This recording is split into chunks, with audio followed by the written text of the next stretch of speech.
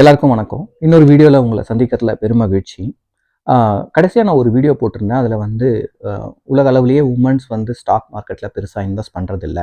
அதுவும் இந்தியா மாதிரியான கண்ட்ரீஸில் வெறும் 20% பெண்கள் தான் வந்து ஸ்டாக் மார்க்கெட்டில் இன்வெஸ்ட் பண்ணுறாங்க. அது ஏன் அப்படின்ற மாதிரி சில கேள்விகளை எழுப்பியிருந்தேன்.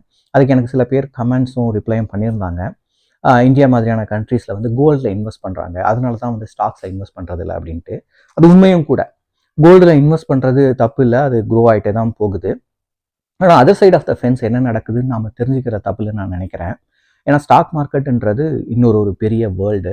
அதை பற்றி தெரிஞ்சுக்கிறதும் அதில் கொஞ்சமாக நாம் இன்வெஸ்ட் பண்ணி நாம் அதனுடைய ரிட்டர்ன்ஸை பார்க்கறதுலையும் நமக்கு வந்து ஒரு லாபகரமாக இருக்கும்னு நான் நினைக்கிறேன். அஃப்கோர்ஸ் ரிஸ்க் இருக்குது, பட் இருந்தாலும் ஸ்மார்ட்டாக சில விஷயங்கள் நம்ம பண்ணும்போது அது நமக்கு ஒரு பெட்டர் ரிட்டர்ன்ஸை கொடுக்கும். ஸோ இப்போ அதே மாதிரி நான் லாஸ்ட் வீடியோவில் வந்து என்ன மாதிரியான ஸ்டாக்ஸை பிக் பண்ணலாம் அப்படின்ற மாதிரி சொல்லியிருந்தேன். நான் என்னோட பர்சனல் எக்ஸ்பீரியன்ஸும் அதுக்கப்புறம் நான் படித்த புக்ஸில் இருந்தும் சில இன்ஃபர்மேஷனை வந்து நான் சொல்ல போகிறேன். இது வந்து என்னோட எக்ஸ்பீரியன்ஸ் அண்ட் என்னுடைய ரீடிங்கை வச்சு நான் சொல்கிற விஷயங்கள். நீங்கள் உங்களுடைய ஓன் ரிசர்ச் வச்சு நீங்கள் வந்து ஸ்டாக்ஸை வந்து பெஸ்ட் ஸ்டாக்ஸை நீங்கள் வந்து பிக் பண்ணலாம். நான் இதை வந்து ஒரு 2 விதமாக பிரிக்கிறேன் ஸ்டாக் பிக்கிங்கில். ஒன்று வந்து க்ரோத் ஸ்டாக்ஸு, இன்னொன்று வந்து ஃபியூச்சர் ஸ்டாக்ஸ். இந்த க்ரோத் ஸ்டாக்ஸ் வந்து என்ன அப்படின்னா, நீங்கள் ரெகுலராக யூஸ் பண்ணுற ஒரு டூத்பேஸ்டுடைய கம்பெனியாக இருக்கலாம், இல்லை டூத் ப்ரஷ் கம்பெனியாக இருக்கலாம், ரெகுலராக நீங்கள் யூஸ் பண்ணுற ஒரு மெடிசனுடைய கம்பெனியாக இருக்கலாம், இல்லை ஒரு சர்ச் இன்ஜின், நீங்கள் ரெகுலராக யூஸ் பண்ணுற ஒரு சர்ச் இன்ஜின் கம்பெனியாக இருக்கலாம். இதெல்லாம் நீங்கள் பல வருஷங்களாக யூஸ் பண்ணிக்கிட்டு இருப்பீங்க. இந்த கம்பெனிஸ்லாம் ஒரு 20 வருஷமாக, 50 வருஷமாக, 100 வருஷமாக கூட இருக்கலாம். ஸோ இதெல்லாம் வந்து உங்களுக்கு ஒரு டீசெண்டான ஒரு க்ரோத்தை உங்களுக்கு கொடுத்துக்கிட்டு இருக்கோம். ஒரு 5% பர் இயர், 10% இயர் கூட சம்டைம்ஸ் கொடுக்கும். ஸோ இந்த மாதிரியான கம்பெனிஸுடைய ஸ்டாக்ஸை நீங்கள் சூஸ் பண்ணலாம். இது க்ரோத் ஸ்டாக்கு. நான் அடுத்தது சொல்ல போகிற விஷயம் தான் ரொம்ப முக்கியமான விஷயம், ஃபியூச்சர் ஸ்டாக்ஸ். அதாவது இன்னிலேருந்து ஒரு 15 வருஷம் கழிச்சு இந்த உலகத்தில் என்னென்னலாம் இயங்க போகுது, என்ன மாதிரியான மாற்றங்களை கொண்டு வரப்போகுது அப்படின்றத ஃபியூச்சர் ஸ்டாக்ஸ்ன்னு நம்ம சொல்கிறோம். முக்கியமாக இந்த மாதிரியான ஸ்டாக்ஸ் நம்ம பிக் பண்ணும்போது ஃபியூச்சரை வந்து ஓரளவுக்கு நமக்கு கணிக்க தெரியணும். அது வந்து அந்த கம்பெனிஸ் மேலே ஒரு நம்பிக்கையும் இல்லை அவங்களுடைய விஷன் என்னன்னு தெரிஞ்சுதுன்னா அதை வந்து நம்ம இன்வெஸ்ட் பண்ணலாம். இதை வந்து நான் ஃபியூச்சர் ஸ்டாக்னு சொல்கிறேன். இதில் வந்து ஒரு 4 டிவிஷன்ஸாக நான் பிரிக்கிறேன். என்னெல்லாம் வந்து ஃபியூச்சரில் வரப்போகுது. ஃபார் எக்ஸாம்பிள், இன்னிலேருந்து ஒரு 10-15 இயர்ஸ்க்கு பேக் போயிட்டு ஊபர்னு ஒன்று இருக்க போகிறதோ இல்லை அது இந்த அளவுக்கு பாப்புலர் ஆகும்ன்ற நமக்கு தெரியாது. டோர்டாஷ், ஏர்பிஎன்பி, இல்லைனா வந்து எலக்ட்ரிக் கார்ஸ், இது எதுவுமே நாம் வந்து அது வந்ததுக்கு அப்புறமா அது பிரபலம் ஆகும்போது தான் நமக்கு தெரிஞ்சிருக்கு. ஆனால் 5-10 இயர்ஸ்க்கு ஒரு 5% ஆஃப் பீப்புள் ஒரு 10 இயர்ஸ்க்கு முன்னாடியே இந்த மாதிரியான கம்பெனிஸ் மேலே நம்பிக்கை வச்சு அவங்க விஷனை வந்து ரிசர்ச் பண்ணி அவங்க இன்வெஸ்ட் பண்ணியிருப்பாங்க. அவங்க இன்னைக்கு வந்து பெரிய அளவில் லாபத்தை ஈட்டியிருப்பாங்க. ஸோ இதை தான் நான் வந்து ஃபியூச்சர் ஸ்டாக்ஸ் அப்படின்னு சொல்கிறேன். இந்த ஃபியூச்சர் ஸ்டாக்ஸை ஒரு 4 டிவிஷனாக பிரிக்கிறேன். எப்படி பிரிக்கிறேன் அப்படின்னா, இன்னிலேருந்து அடுத்த ஒரு 10 வருஷம் 15 வருஷத்தில் என்ன மாதிரியான மாற்றங்கள் வரப்போகுது அப்படின்ற மாதிரி நிறைய விஷயங்கள் சொல்கிறாங்க. அதை வச்சு நான் இந்த 4 டிவிஷனை பிரிக்கிறேன். ஒன்று வந்து ஏரோஸ்பேஸு. ஏரோஸ்பேஸில் வந்து ஒரு பெரிய புரட்சி நடக்க போகுது. அடுத்த வேற ஒரு கிரகங்களுக்கு ராக்கெட்டுகளை செலுத்துறதும் இல்லை ரெகுலராக போகிற இந்த ஏரோப்ளைன் ஆர் ஃப்ளைட்டை தவிர ஏர் டாக்ஸி அதுவும் வரப்போகுது.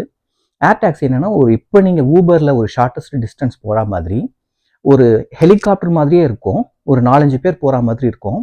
அது வந்து ஒரு short distance like 100 kilometres, 100 miles, 200 மைல்ஸ்க்கு வந்து ஷார்ட் டிஸ்டன்ஸ்க்கு ஒரு இந்த டாக்ஸி மாதிரியே, ஊபர் மாதிரியே ஏர் டாக்ஸின்னு ஒன்று வரப்போகுது. ஸோ இதுக்கு வந்து ஆல்ரெடி நிறைய கம்பெனிஸ் வந்து காசை போட்டு பில் பண்ணிக்கிட்டு இருக்காங்க. இன் அனதர் 5 இயர்ஸில் அது ரொம்ப நார்மல் ஆகிடும்னு சொல்கிறாங்க. ஸோ இந்த மாதிரி கம்பெனிஸை நீங்கள் என்ன அதை பற்றின ரிசர்ச் பண்ணிவிட்டு என்ன மாதிரி கம்பெனிஸ்லாம் வரப்போகுதுன்னு தெரிஞ்சுக்கிட்டு நீங்கள் அதில் இன்வெஸ்ட் பண்ணலாம். அது வந்து ஏர்ஸ்பேஸு. 2வது வந்து டிஃபென்ஸு.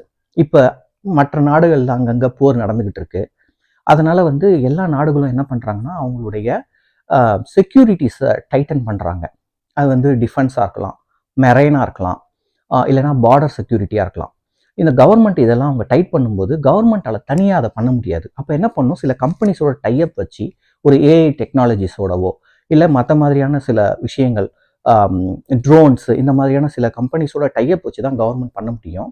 ஸோ இந்த மாதிரியான கம்பெனிஸும் ஃப்யூச்சரில் பெரிய லெவலில் வரப்போகிறதா சொல்கிறாங்க. ஸோ அது என்ன மாதிரியான கம்பெனிஸ் அப்படின்றதையும் நீங்கள் வந்து ரிசர்ச் பண்ணலாம். மூணாவது வந்து green energy. Green energy nothing but solar இல்லை பயோகேஸ் எது வேணால் இருக்கலாம். இப்போ பார்த்தீங்கன்னா இந்தியா மாதிரியான கண்ட்ரீஸில் எல்லாருக்கும் எலக்ட்ரிசிட்டி பில் இன்க்ரீஸ் ஆகிட்டே போகுது. ஆனால் எத்தனை பேர் வீட்டில் சோலார் இருக்குது அப்படின்றது தெரியல. ஏன்னா அது வந்து ஒரு பெரிய மார்க்கெட். இன்னைக்கு வரைக்கும் அது ஓப்பன் பெருசாக ஆகவே இல்லை.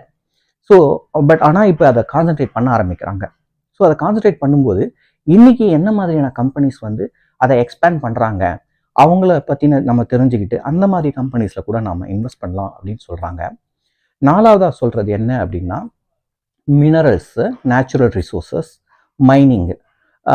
ஸோ ஃபார் எக்ஸாம்பிள் இப்போ பார்த்தோன்னா இப்போ நிறைய கண்ட்ரிஸ் ஒரு கண்ட்ரிக்கு இன்னொரு கண்ட்ரிக்கும் நிறைய பிரச்சனைகள் இருக்கிறதுனால ஏற்றுமதி இறக்குமதியில் நிறைய ப்ராப்ளம் வந்துகிட்டு இருக்கு. ஸோ அதனால் என்ன பண்ணுறாங்கன்னா இன்னொரு கண்ட்ரிலேருந்து நேச்சுரல் ரிசோர்ஸஸ் இறக்கிறதுக்கு பதிலாக நம்ம கண்ட்ரிலேயே இருக்கிற நேச்சுரல் ரிசோர்ஸஸ் எங்கெங்கே இருக்குன்னு பார்த்து அதை வந்து நாமளே எடுத்து நாமளே பண்ணிக்கலாம் அப்படின்ற மாதிரி சொல்கிறாங்க. அது மெயினாக பார்த்தீங்கன்னா மெட்டலுக்கு வந்து ஒரு பெரிய ஃப்யூச்சர் இருக்குது. அதுக்கப்புறம் வந்து நைட்ரஜன் இல்லைனா வந்து gold, minerals, all natural minerals resources, even semiconductors, இது எல்லாமே வந்து அந்தந்த நாடுகள் அங்கங்கேருந்து எடுத்துக்கலாம். இதை மற்ற நாடை டிபெண்ட் பண்ணி இருக்க வேண்டாம், ஃப்யூச்சரில் வந்து அது நமக்கு ப்ராப்ளம் ஆகும் அப்படின்னு சொல்லிட்டு இந்த மாதிரியான நேச்சுரல் ரிசோர்ஸஸ்க்கு வந்து எடுக்க ட்ரை பண்ணுறாங்க. இதுக்கும் கவர்மெண்ட் தனியாக பண்ண முடியாது. அவங்க ஏதாவது ஒரு கம்பெனியோட டைஅப் பண்ணி அவங்களோட சேர்ந்து தான் இதை பண்ண முடியும். இந்த மாதிரியான விஷயங்கள்லையும் நம்ம வந்து கம்பெனிஸை சர்ச் பண்ணி அங்கேயும் நாம் இன்வெஸ்ட் பண்ணலாம் அப்படின்னு சொல்கிறாங்க. மறுபடியும் சொல்கிறேன், 4 விஷயம். ஒன்று ஏரோஸ்பேஸு, இன்னொன்று defence, marine and then border security, மூணாவது வந்து க்ரீன் எனர்ஜி, அதுக்கப்புறம் 4வது வந்து நேச்சுரல் ரிசோர்ஸஸ் அண்ட் மினரல்ஸு. இதுதான் ஃப்யூச்சரில் வந்து அதிகமாக நாம் யூஸ் பண்ணுவோம். இல்லை இந்த மாதிரியான விஷயங்கள் தான் வந்து ஃப்யூச்சரில் பெருசாக க்ரோத் இருக்கும் அப்படின்ற மாதிரி சொல்கிறாங்க. நீங்களும் உங்கள் ரிசர்ச் பண்ணி பாருங்கள். இவ்வளோ நேரம் இந்த வீடியோவை நீங்கள் பார்த்ததுக்கு மிக்க நன்றி.